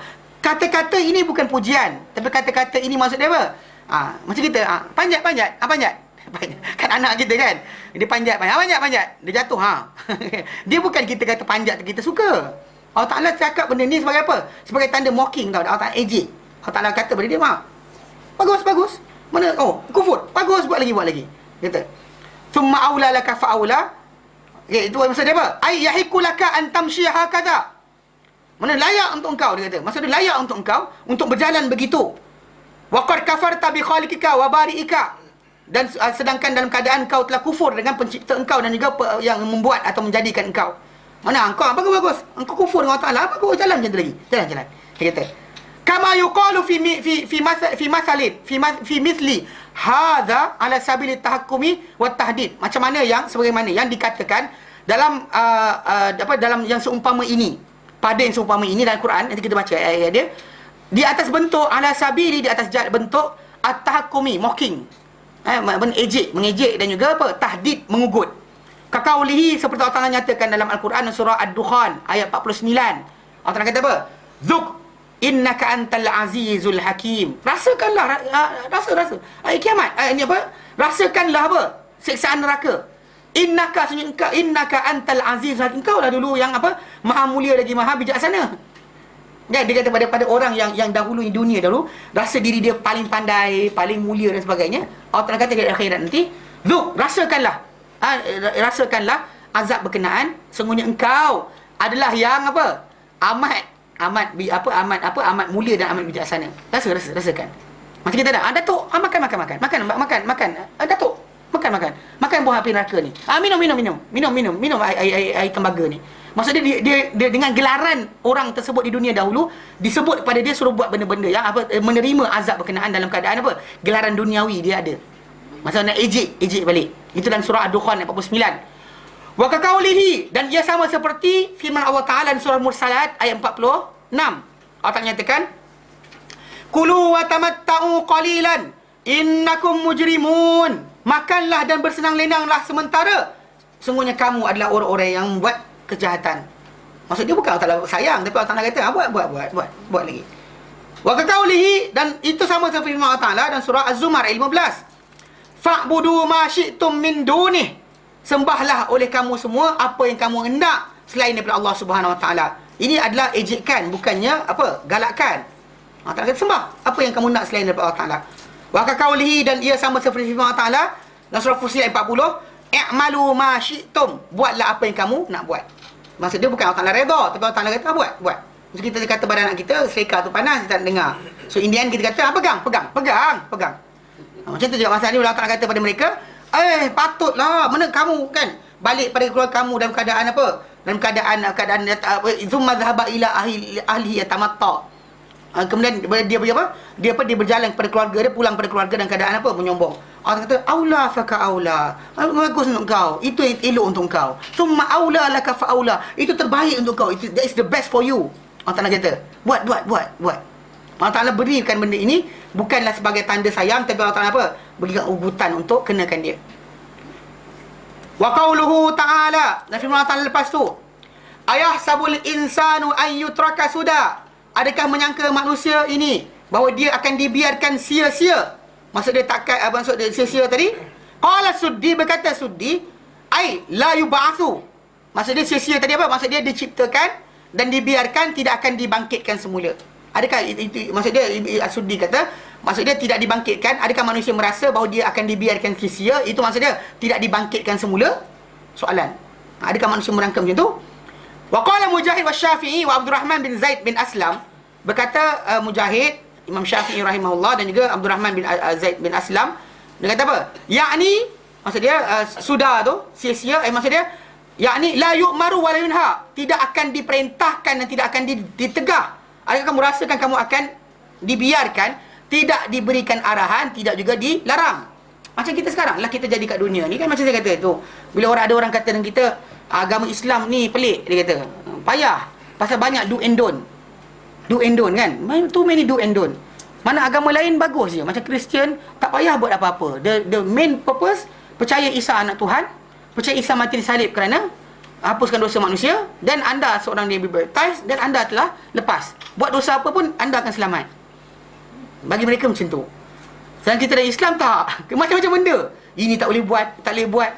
Kan tu kita pergi tengok dalam cerita apa food channel kan, ataupun ni pergi perjalanan kan. Orang-orang bukan Islam ni kalau pergi mana, pergi China boleh makan melantak apa benda, pergi sini boleh melantak apa benda. Kita macam Muslim, halal ke tidak? Halal ke tidak? Kan? Kadang-kadang kita tengok je bukan apalah, tengok benda tu, kadang-kadang isteri saya kata janganlah tengok benda tu, babi tu haram, dia kata. Saya kata bukan apa, cara dia masak tu macam best je. Bukan saya nak makan babi tu, kan? Masih faham tak?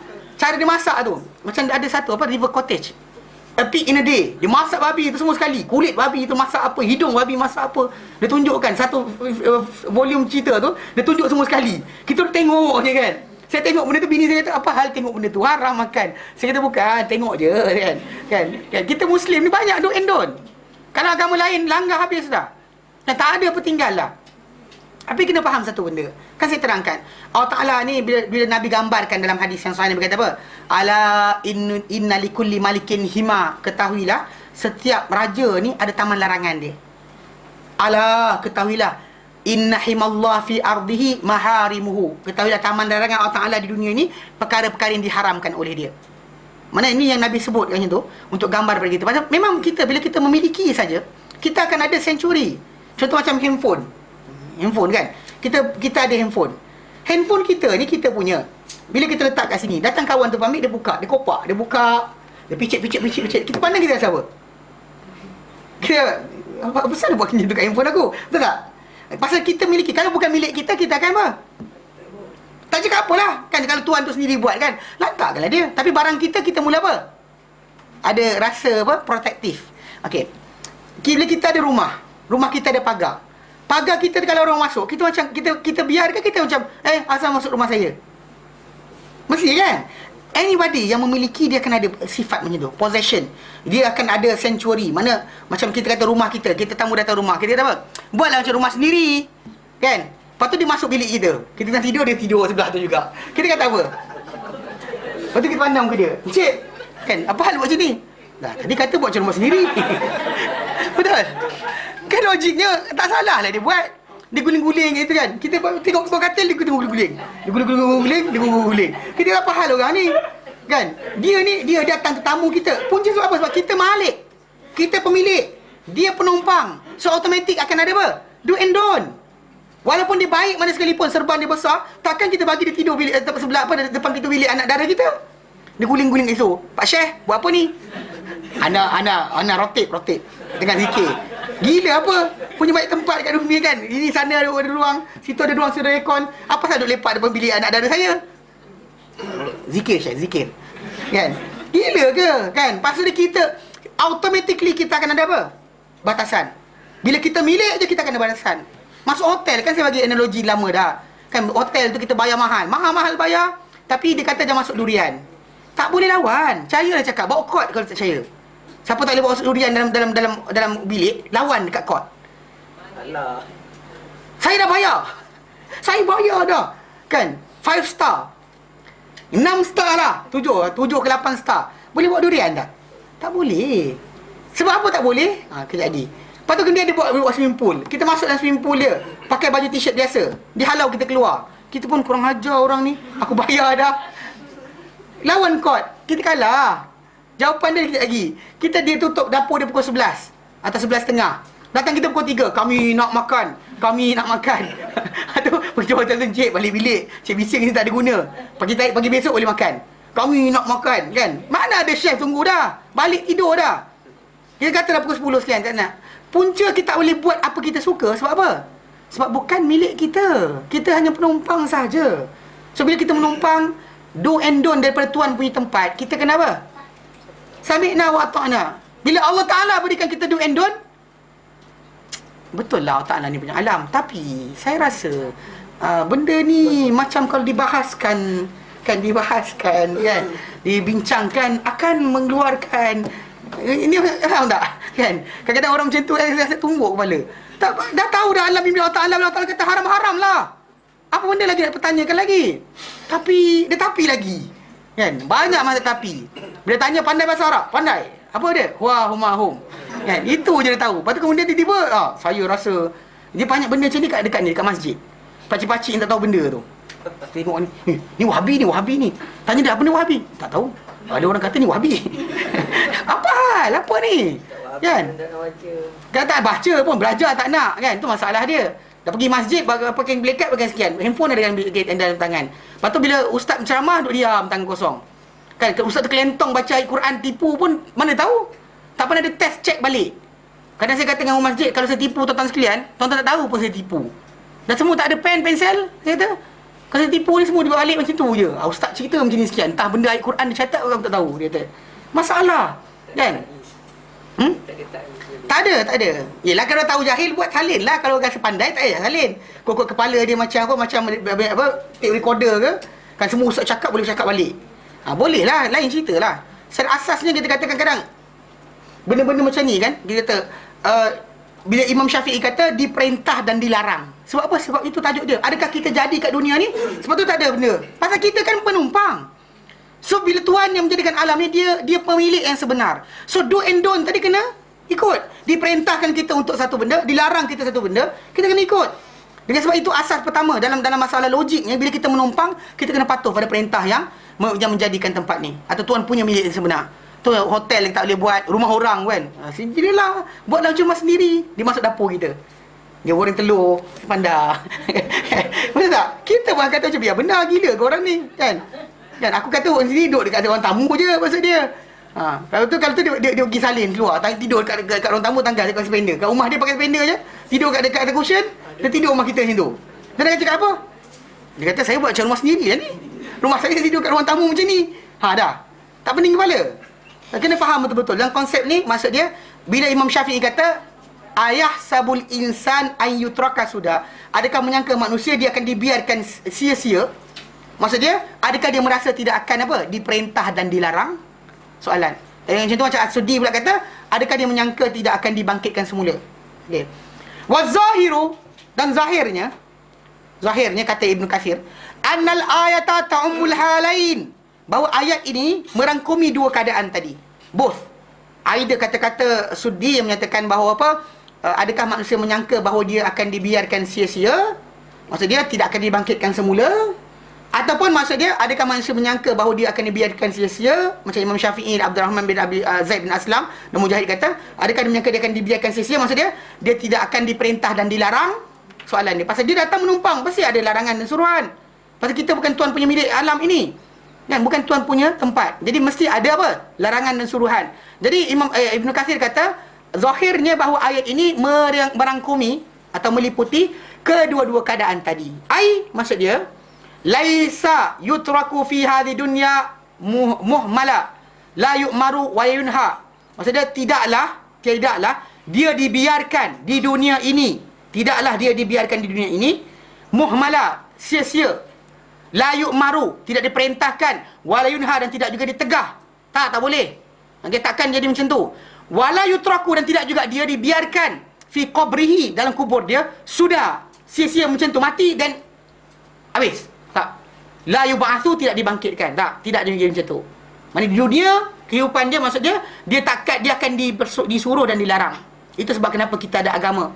Agama itu adalah do and don't, berkaitan dengan tajuk apa yang Allah Ta'ala benar kita buat dan tak benar kita buat. Kalau orang tanya apa agama ni, itulah dia, do and don't. Pasal kita bukan tuan punya tempat. Jadi tuan punya tempat ni, alam ni seluruh ni telah menyatakan ini buat, ini jangan buat. So kita sebagai orang menumpang, maka kena sami'na wa ta'na. Tak ada siapa dia kata saya tak menumpang. Semua orang menumpang. Sebelum 100 tahun. Sebelum 100 tahun saya tak ada, tuan-tuan tak ada. Kan tak ada. Dan selepas 100 tahun tuan-tuan hilang, saya hilang. Mana ada orang kekal kat dunia ni? Macam kita ni, macam tuan-tuan tadi kan, sebelum 1 jam atau sebelum 2 jam tuan-tuan tak ada.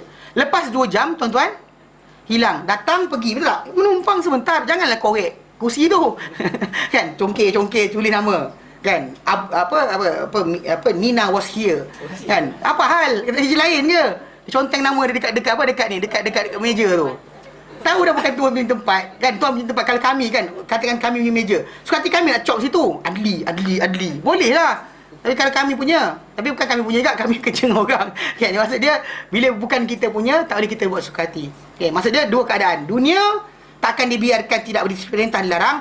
Akhirat, bila start mati saja, takkan dibiarkan macam itu saja, bahkan dia akan dibangkitkan semula. Itu maksud dia, ya. Yang dikatakan oleh Ibnu Katsir, bahawa ayat ini merangkumi dua keadaan. Bal huwa ma'murun manhiyun fid dunya. Bahkan dia diperintahkan dan dilarang di dunia. Mahsyurun, dibangkitkan, atau dihimpunkan ilallah, kepada Allah, fid daril akhirah, di negeri akhirat. Di dunia dia diperintah larang, di akhirat dia akan ada apa? Ada perhisaban, ada mahsyar dan sebagainya. Bukan macam tu saja. Dan sebab itulah kita kata umat Islam ni yang paling berjaga-jaga berkenaan halal haram. Sebab kita kata macam dulu Rusia atau negara komunis, diorang dulu pernah ada perdebatan tau, tahun 50-an dahulu, berkenaan dengan tajuk orang tua patut buat apa. The elders kan, dulu time muda diorang lah buat ini, buat senjata, berperang, bla bla bla. Tapi dah tua dia makan je.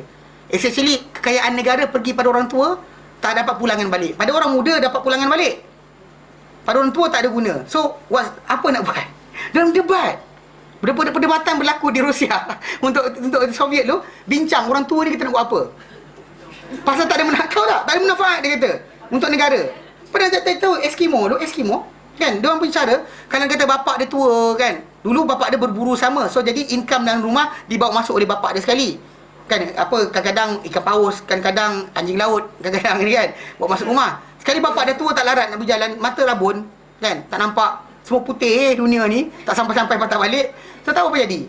Diorang buat, kalau orang tua-tua macam tu kan, mana orang ni merugikan kabilah dia, dia letak atas iceberg, dia hanyutkan. Tahu tak? Ya, percaya. Okey. Gratitude kepada kita, pada orang dewasa, orang tua kita, mak kita, bapak kita yang mungkin tak boleh berikan apa-apa lagi pada kita. Bahkan mungkin merengek lebih daripada kuat daripada biasa. Kan? Sempat nangis, kita cakap sikit je nangis. Cakap sikit je nangis.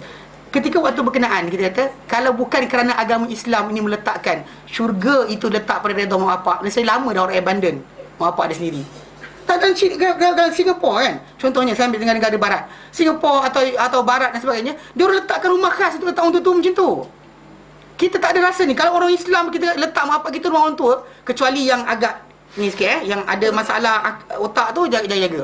Ya, ada seorang kawan kita cerita, dia mak tua dia actually dia lupa, dia tak ingat. Dia pergi ke tengah malam kan, kawan dia kahwin dengan anak dia. Tahu dia buat apa? Dia pergi tengah malam pukul 3.30. "Wow, apa pasal kau tidur dengan anak aku?" Jadi saya tertanya, bila jadi kes, kawan tu datang jumpa saya. Lepas tu dia kata, "Tadi hantar mak mertua pergi tempat sekian." Saya pandang kan, saya tertanya, agaknya dia tahu saya tertanya lah, asal mak mertua kau letak tempat lain, tak bela kan. Saya pandang muka dia. Lepas tu dia kata, bukan sengaja ustaz, dia kata. Tapi ada kes lah. Antara cerita tu Dia pergi dekat-dekat. Boy, apa pasal kau tidur dengan anak aku? Tengok ketiga setengah pagi. Dah beranak pinak dah kawan ni. Kan? Dia lupa anak dia kahwin. Ini macam ni dibeli orang lain mungkin ada kebaikan jugalah.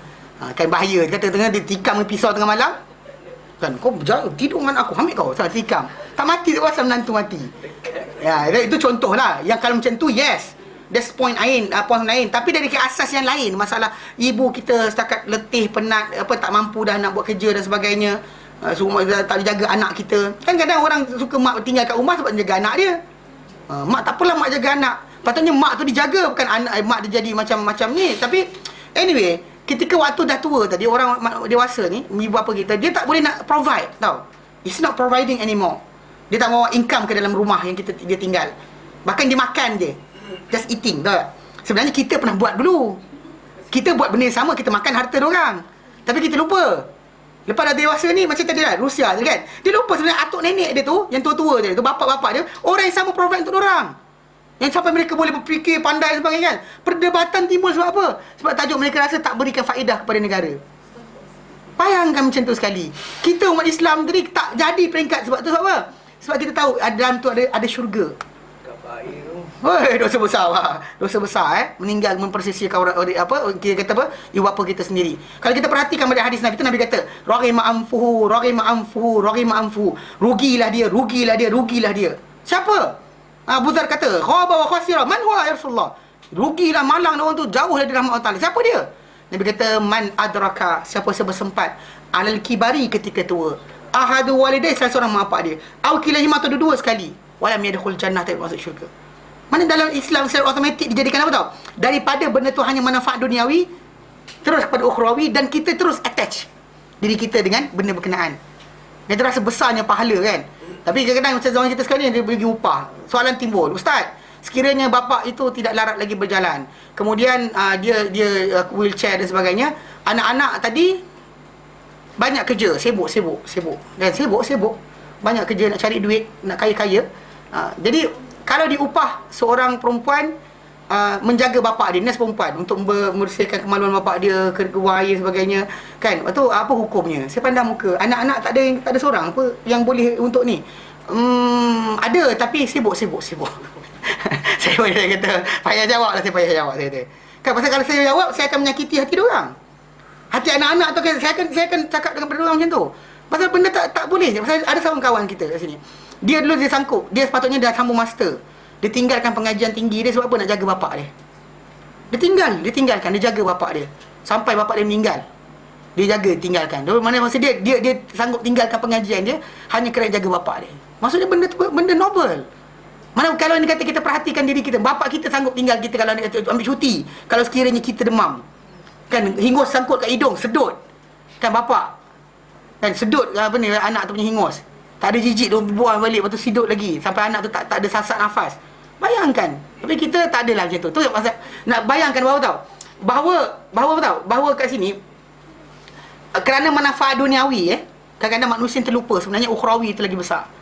Pasal kita kat dunia ni akan ditanya balik akhirat. Mana dunia ni kita ada amar dan larangan dan suruhan. Tapi stop bukan situ, stop saja. Ada tambahan lagi. Pasal apa? Untuk akhirat. Umat Islam bergerak di atas dasar akhirat sebenarnya, bukan atas dunia semata-mata. Jadi kata apa? Wal maqsudu huna, dan dimaksudkan di sini adalah itsbatul ma'ad, penetapan berkenaan dengan apa? Pengembalian semula kepada Allah Taala, itu kiamat. War raddu ala man ankarahu, dan menolak kepada atas sesiapa yang mengingkari al-ma'ad, tempat pengembalian kepada Allah Taala, akhirat. Min ahli zaigri, daripada ahli kesesatan, min ahli zaig wal jahli, kejahilan, wal ainat, dan degil, kedegilan. Mana orang yang berdegil, jahil dan juga sesat, mereka sering menolak benda ni. Maka dari sini Allah Ta'ala tegaskan berkenaan dengan benda tu benar pasti berlaku, maka dia perlu percaya dan juga beramal untuk hari berkenaan. Kerana apa? Kerana manusia ni tidak dibiar sia-sia saja. Kalau dalam komunisme, kalau dalam Rusia, apa macam kita tadi, diorang boleh kata nak bunuh orang tua-tua ni tadi sebab tak beri income kepada negara, sebab dia lupa berkenaan dengan masalah apa? Soal jawab akhirat. Orang tak akan tanya kenapa dibunuh, kenapa, kerana apa? Tak beri income pada negara dah kan. Tapi masalah sekarang, kalau orang tanya balik, kamu besar dulu siapa bela kan? Siapa bela kamu ketika nak besar dulu? Bapak tu lah. So jadi sekarang ni, dulu kamu makan income dia, sekarang dia makan income kamu, apa masalah dia? Dan kadang-kadang income orang tua-tua ni makan sekejap je. Kita makan 17 tahun. Orang tua-tua ni makan kadang-kadang beberapa tahun je sempat dengan kita. Tapi lah anak-anak ni kadang tahu zaman kita sekarang ni. Kita Alhamdulillah umat Islam masih lagi tak sampai peringkat macam orang mungkin Islam lah. Mungkin Islam semua dah set dah. Mak tua hantar rumah orang tua. Mak tua hantar orang tua. Kalau tak gila janganlah hantar. Bela lah. Kalau tak gila, kalau tak ni lah, dia nyanyuk dan sebagainya macam tadi, jangan hantar lah. Bela lah dia, kan? Jagalah dia. Baik. Walihadha qala mustadilan 'ala al-i'adati bil bada'ah. Dengan sebab itu, kerana ini, qala dia berkata mustadilan 'ala al-i'adah, dia berdalilkan Allah Taala berdalilkan di sini kepada apa? Kepada pengembalian semula kehidupan ni dengan apa? Dengan bada'ah, permulaan. Dengan the starting of your life. Faqala, Allah Taala berfirman kat situ, nak tunjukkan bahawa kiamat itu ada, maka Allah Taala mulakan dengan apa? Permulaan kamu datang dahulu. Allah Taala kata apa? Alam yakun nutfatan min maniyyin yumna. Adakah tidak dia dahulu? Okey, satu seekor sperma, nutfah, titisan air daripada mani yang dipancarkan. Air. Maksud dia, amakanal insan, adakah tidak manusia ini dahulu nutfatan? Satu titisan air je. Titisan air kecil sangat. Kalau kecil daripada air lagi. Hatta Nabi kata dalam hadis yang sahih, Nabi kata, laisa min kulli ma yakunu walad. Bukan semua air itu jadi anak. Bahkan bila zaman kita cek balik betul, bukan semua. Seekor je. Nah, seekor tadi bukan setitik pun, lagi kecil dari setitik. Kan dia kata macam, kalau anda kata bayangkan, ovum tu, katakanlah besar ni. Sperma tu besar ni. Macam ni. Ovum tu paling besar. Mana kalau orang kata, okey, apakah sel paling besar dalam badan manusia? Ni quiz. Siapa pandai kan? Kalau sel paling besar, bukan organ paling besar apa? Kulit. Sel paling besar ovum. Kalau orang kata sel tunggal paling besar dalam betul badan manusia, ovum. Besar dia besar mana? Pernah tengok jarum? Jarum kan? Tajam kan? Ujung jarum tu saiz dia. Ujung jarum itu paling besar, the largest cell in human body. Bayangkan yang sperma pula besar tu je. Banyak macam ni. Yang ini katakan besar ujung jarum. Yang ini adalah sperma yang nak masuk untuk bersenyawa dengan dia. Besar tu je. Tak ada nilai pun. Tak adalah ni. Ni sperma raja ni. Jangan pijak. Mana ada. Tak ada nilai pun. Menjejik apa, macam hingus tepi jalan. Tak ada nilai. Tak ada orang kata, ini tolak tangku kan. Tengok yang main raja tengok tangku. Gila apa? Maksud dia kata tak ada. Maksud dia, bukan adakah tidak manusia dulu, hanya nutfah, dhaif, lemah sangat. Mimma immahin, daripada air yang hina. Yumna, yang dipancarkan. Yuraq, yang ditumpahkan. Min aslab, daripada sulbi. Fil arham, ke dalam rahim. Kecil sangat, tak ada nilai pun. Kan, tapi dah besar, sombong. Kan, dia kata kalau kecil tu tenyih mati dah. Tapi oleh kerana dah besar, dia tak lupa asal kejadian dia. Okey? Pasal Allah Taala bila dicerita sini kejadian, maksud dia untuk beritahu bahawa kamu ni akan diulang balik kejadian. Kamu dah jadi dulu, punyalah tak ada nilai, sekarang dah bernilai besar dan sebagainya, kamu binasa akan diulang balik. Pasal Allah Taala boleh menciptakan sekali lagi, tak ada masalah bagi dia. Okey. Dia kata yumna mi, okey. Thumma kana alaqatan, kemudian dia menjadi alaqah. Mana segumpal darah atau apa, segumpal darah yang berupa macam alaqah, macam lintah kecil, kan. Fa khalaqa fa sawwa, Allah Taala ciptakan, Allah Taala perelokkan ciptaan. Ai fasara alaqatan. Kemudian dia menjadi alaqah. Thumma mudghah, kemudian mudghah. Mudghah ni actually the word mudghah, something that you eat, that you munch, kunyah kan. Kita kunyah, benda tu dipanggil mudghah. Atau daging yang layak dikunyah sebenarnya. Tapi saiz tu actually ketika peringkat-peringkat nutfah, alaqah, mudghah ni, manusia tak ada besar mana pun. Bahkan kecil je. Kecil sangat. Macam besar kacang hijau kan. Atau kecil dia kacang hijau. Setengah kacang hijau saiz dia. Tapi rupa dia kalau kita dibesarkan, itulah yang alaqah rupa alaqah, yang mudghah rupa mudghah. Thumma syukkila, kemudian dibentuk, wa nufikha fihi ruh, dan ditiup ke dalamnya ruh. Fasara khalqan akhar, lalu dia menjadi satu ciptaan yang baru, yang lain. Sawiyan, yang betul, elok kejadian. Salim, yang sejahtera. Al-a'dha, anggota tubuh badan dia. Kan kita ni kan, makinlah ada mata kecil sebelah, adalah telinga, tak adalah symmetrical sungguh. Tapi kita kata ikut rupa kita ada sekarang ni kan sempurna. Cukup dah, tak ada benda. Tapi asal kejadian kita hanya air yang tak ada nilai pun. Kecil sangat. Okey? Zakaran au untha, lelaki ataupun wanita. Biiznillah wa taqdirihi, dengan izin Allah dan juga takdirnya. Walihadza, dan kerana ini qala Allah Taala berfirman, faja'ala minhu az-zawjain. Allah Taala jadikan daripadanya, daripada campuran benih tadi, az-zawjain, lelaki, dua pasangan, az-zakar wal untha, yang yang lelaki dan juga yang wanita. Mana asal daripada sperma tadi, minyak mani tadi, ada X dan Y, jadi lelaki dan perempuan. Thumma qala, kemudian Allah Taala nyatakan, alaysa dzalika, adakah tidak, zalika itu, mana apa yang kita ceritakan tentang kejadian manusia yang awal ni, biqadirin, mampu, berkuasa, ala an yuhyal mauta, untuk menghidupkan yang telah mati. Ai, maksud dia, ama hadzal ladzi ansha'a hadzal khalqis sawi, adakah ini yang telah mengadakan, mewujudkan makhluk yang betul ini, elok kejadiannya ni, min hadhihi nutfatid dhaif, daripada benih yang kecil ni, yang halus ni, biqadirin, mampu, adakah tidak dia mampu, ala an yu'idahu kama bada'ahu, tak mampukah dia untuk menciptakan balik makhluk tadi macam mana dia mulakan kejadian dahulu, from nothing into something, kan dia buat balik. Apa masalah dia? Wa tanawal qudrah li'adah imma bi tarakatil al-ula binisbati ilal bada'ah, dan menyentuh kemampuan Allah Taala, kuasa Allah Taala untuk mengulang semula kejadian kita, sama ada dengan jalan pertama itu dengan nisbah permulaan, memulakan kejadian, wa imma musawiyah, yang mengelokkan kejadian. Kan kita kata kita ni daripada satu sel, kan, sperma dan ovum tadi bercantum, dia belah 2, 4, 8, 16, 32, 64, bla bla bla, kan, berbilion-bilion tadi. Daripada bilion tadi kan, mana nak jadi mata, mana nak jadi hidung, mana nak jadi mulut, semua sekali betul, tak ada yang salah. Mana jadi kepala, kalau kita kepala tumbuh kat buntut, kan masalah, kepala kat sana, kan, telinga duduk sini, mata masa dia betul, blueprint tadi betul, tak salah. Ini kita sekarang ni, sedepan saya ni, semua orang-orang yang sempurna. The percentage of sempurna ni, manusia yang elok jahil je, banyak daripada yang cacat. Nampak, Allah jadikan juga yang cacat supaya manusia yang sempurna tahu apa itu sempurna, kan, supaya kita tahu. Tapi anyway, nak kena tahu bahawa setiap sel itu dipandu kepada tempat-tempat dia tanpa kita arahkan.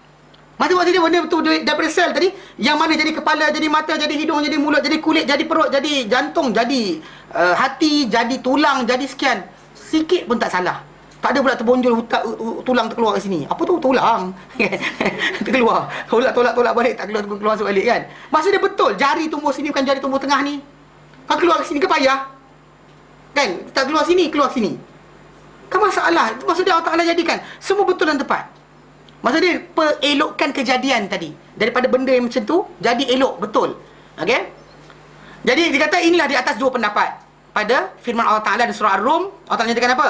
Wa huwallazi yabda'ul khalqa thumma yu'iduhu. Dialah yang telah menciptakan ciptaan, kemudian yu'iduhu, dia mengembalikan semula kejadian ciptaan berkenaan. Wa huwa ahwanu alaih, dan ia mengulang semula kejadian tadi, ahwan, lebih ringan, alaihi, ke di sisi Allah Ta'ala, lebih ringan, dah siap dah. Macam kita aksiden kereta hancur remuk, kan, hantar balik kepada kilang berkenaan, dia kan ambil part-part yang boleh buat balik, dia buat balik semula. Contoh macam kita ada kereta kita katakan kereta BMW, kan, X series, 5 series kan, benda C-series je, semua macam C-series je macam. Katakanlah hancur remuk, kan, aksiden, kita hantar pada kilang dia, soalan kilang dia boleh buat balik tak asal? Boleh tak jadikan semula macam yang asal? Tak ada masalah. Pasal diorang yang buat, diorang boleh ulang balik. Sekarang yang jadikan kita adalah Allah Ta'ala. So untuk mengulang balik kejadian adalah apa? Amat mudah. Wal awwalu ashhar, dan yang pertama tadi kan dia kata, ada orang kata maksud dia Allah Ta'ala tunjukkan kuasa bahawa boleh hidupkan balik manusia dengan dua sebab. Sama ada dengan permulaan kejadian ataupun dengan apa? Pengelokkan kejadian. Which one is it? Dan yang pertama itu permulaan kejadian, ashhar, lebih apa? Lebih masyhur. Wallahu a'lam, Allah Ta'ala lebih mengetahui. Ada daripada Ibn Abbasin annahu, bahawa beliau marra bihadhil ayah, melintas dengan ayat ini. Beliau Ta'ala kata, alaysa dzalika biqadirin ala an yuhyil mauta, adakah tidak itu, mana apa yang kita ceritakan ni, dia ni biqadirin, mampu, ala an yuhyil mauta, untuk menghidupkan yang telah mati. Qala, berkata Ibn Abbas, subhanaka fabala, maha suci engkau ya Allah, fabala, maka pastinya ya, engkau mampu untuk menciptakan semula. Jadi kita kata itu sebab kenapa manusia ni kena sedar, belajar untuk menilai balik tentang kehidupan ini, apa hasil dia, apa dia kejar. Achievement tu penting, tapi achievement yang utama adalah akhirat. Dunia ni kita rugi, tak dapat banyak, tak ada hal. Allah Ta'ala maha kuasa, maha kaya. Tapi akhirat kalau kita terlepas, maka kita akan rugi selama-lamanya. Dunia ni tak dapat, Tak apa, besok ada lagi, lusa ada lagi. Jadi itu sebab kenapa umat Islam atau orang seorang mukmin yang beriman dengan hari akhirat, dia tidak akan ada rasa apa tahu? Rasa gundah gulana berkenaan benda yang tidak ada. Dia yakin daripada apa yang dia ada tu dah cukup banyak dah. Banyak dah orang tak nak bagi pada kita. Tapi kita sering lupa, sibuk dengan benda yang tak ada. Duk mimpi-mimpi nak beli handphone baru, nak beli handphone baru. Tak fikir ke besok nak mati? Kan? Mati tu lagi dekat. Handphone tu dah ya tak tidak, kan?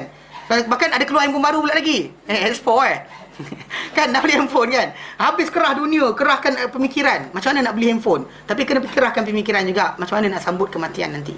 Faham? Jelas? Jelas Okey, baik. Kita berhenti kat sini insya-Allah. Nanti kita akan sambung kemudian masuk pada suratul Insan. Surah Al-Insan. Dan lepas tu satu surah lagi dan kita akan habiskan juzuk yang ke-29 dan kita akan masuk juzuk yang ke-28 insya-Allah nanti akan masa akan datang. Wallahu taala alam. Wa sallallahu ala sayyidina Muhammad wa ala salam walhamdulillahi alamin. Subhanaka hamdika asyhadu an la ilaha illa anta astaghfiruka wa atubu ilaik. Wassalamualaikum warahmatullahi taala wabarakatuh.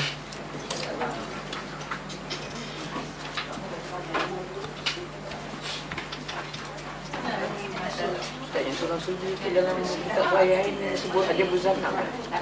Ajabul Zanab. Dia ada Ajabul Zanab dalam tu. Dia maknanya ada lagi sikit daripada tulang sumbi tu Ajabul Zanab. Iya, Dia tulang ekor bawah. Dia actually benda tu dibuat dekat waktu Muktamar Ijazul Ilmi yang dibuat di Emirates. Ketika tu nanti kita bincangkan, kita akan sampai. Yang tu yang Osman Jailani. Dia sebut Syekh Majid Zanab. Pasal ketika dia buat research tadi, Syekh Majid bagi pada dia facilities untuk dia buat kerja dan sebagainya. Buat dekat lab apa dia. Dia bagi lab semua sekali. Dan dia buatlah dia yang dia ambil kambing punya, dia hancurkan, dia letak air, konek ada. Macam itulah. Ajabul Zanab. Okey. Dan nama dia pelik kan, Osman Jailani. Osman Tapi Jailani. sebut nama dia. Dia tua, bukan muda, tua. THMAN. Jailani. Dia memang tua. Orang tua. Dia Pak Doktor ni. Tunggu. Lupa nak bagi tahu. Okey, pengumuman kuliah bulanan Ustaz Hashimi Cik Pak. Sabtu ini 18 Mei 11.30 pagi. Huraian buku Istamtik Bihayatik. Enjoy your life. Yang datang siapa tak ada kerja lain datang. Kerja yang penting lah. Yang tak penting pun datang. Okey, kedua, kuliah bulanan Ustaz Rasul Dahri, 3 landasan utama usul salasah. Ahad 19 Mei jam 3 petang. Okey? Wallahu a'lam.